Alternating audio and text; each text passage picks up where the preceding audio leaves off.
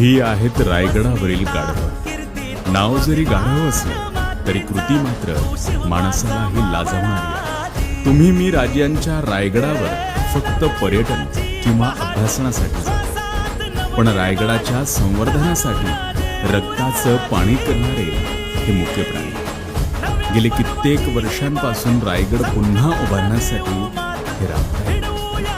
आम्हाला एक बॅग घेऊन गड चढताना 17 दात पाठीवर असंख्य ओझं घेत प्राणी दररोज कसे गड चढत असतील. कधी रायगडावर गेलात तर रस्त्यात हे प्राणी आलेच तर यांना आधी वाट मोकळी करू. हीच तुमची एक कृती यांना आधार देणारी असते. खरंच रायगड पुन्हा उभा राहिलाच तर या प्राण्यांचा उल्लेख